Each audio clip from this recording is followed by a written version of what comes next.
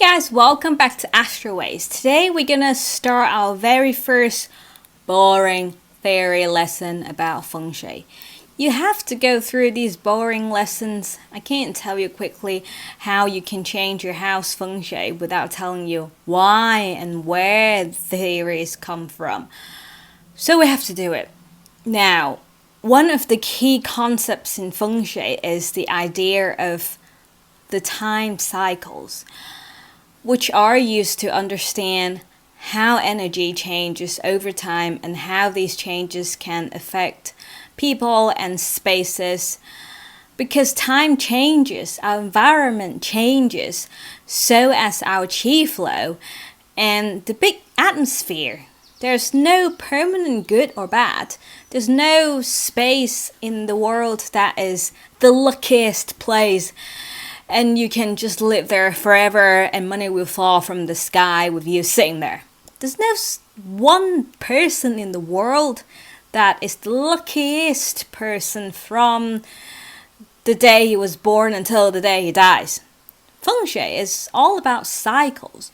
One day you move into a perfect Feng Shui house and the next year the same house might be the worst in the community. You never know how the cycles move.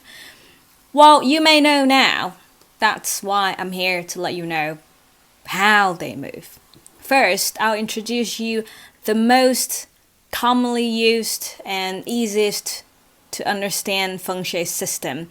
When I say easiest, it may not be as easy as you think, but it's easier compared to if you want to start learning deep about Qi Men Dun Jia or Yijing. The system is called Flying Star System. If you think about Feng Shui as a real person, a real human, it would have a timeline when it was born until it dies. And it lives 180 years. And within its 180 years of life, it can be divided into 3 major cycles, which is upper cycle, middle cycle, and lower cycle. Each cycle is 60 years. Upper cycle is when Feng Shui is younger, in its early baby and teen age. Middle cycle is when it's in its middle age. Low cycle is when it's getting old, time to retire and wrap up for its life, getting ready to die. After it dies, it will be born again and back to cycle 1, like a loop. It never ends. And each of the cycle has 3 periods. And because each cycle is 60 years divided by 3, each period is 20 years. That's why there are 9 periods in total within the 3 cycles. And each of the 20-year period is like a luck pillar for Feng Shui. If you've been following my Bazi chart videos, you know what luck pillar is the major Feng Shui direction for those 20 years.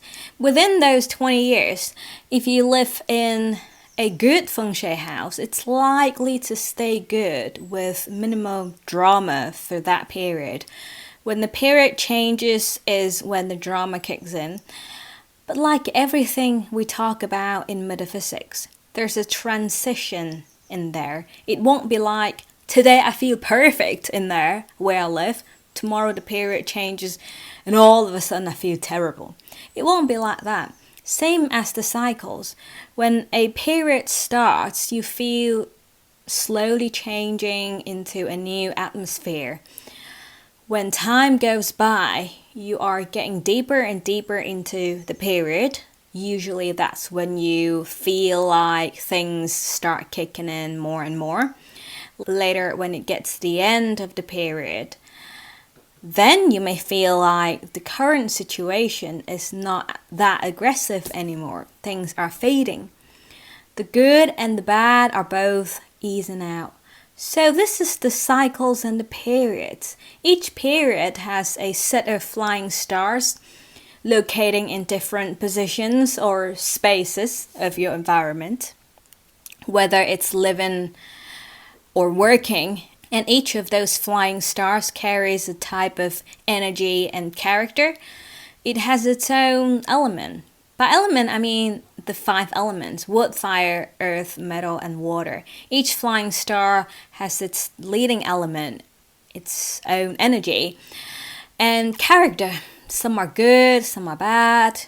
We need to learn how to make good use of the good ones and how to push down the energy of the bad ones so they don't affect you that much.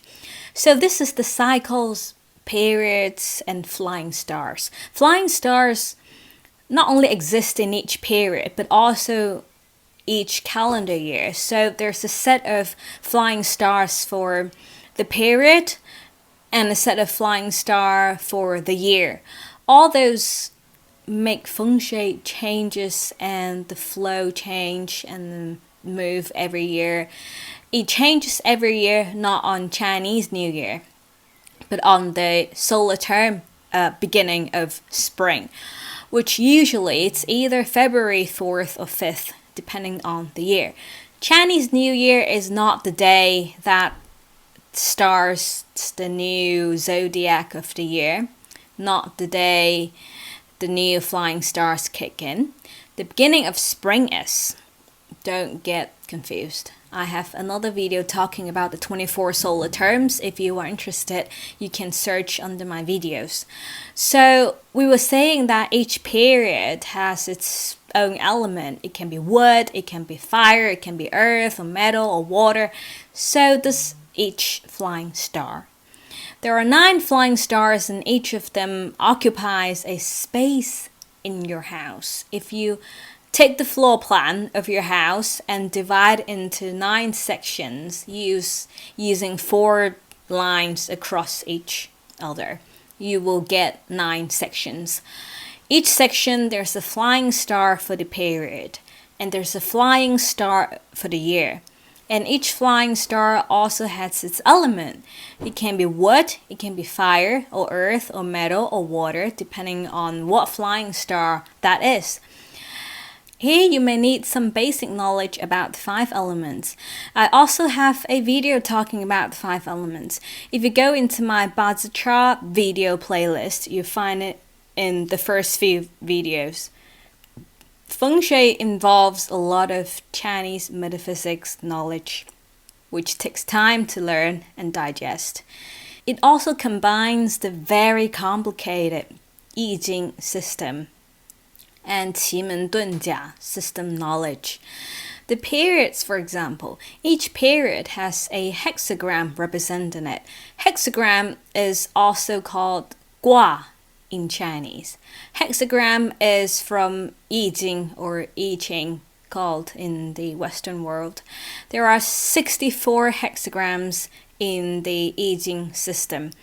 I won't dive into Yijing today, but each hexagram has its own energy and character, and that energy applies to the periods in Feng Shui. It's crucial to understand the hexagrams in those 9 periods to be able to understand Feng Shui as a beginner. So even though I don't want to dive into all those 64 hexagrams of I Ching, but I will have to for those 9 chosen hexagrams that applied to the Feng Shui periods. Each hexagram also has its elements, and those 9 chosen hexagrams not only correspond the 9 periods, but also the 9 flying stars in each period and calendar year.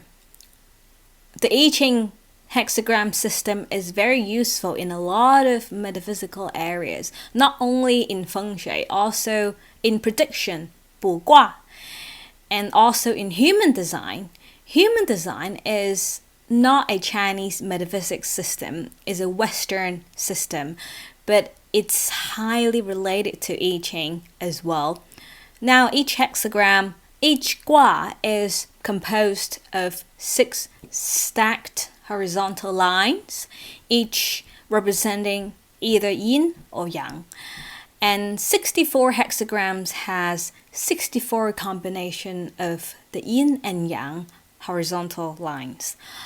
On the next video, we'll dive into those 9 chosen hexagrams that represents the 9 periods in Feng Shui.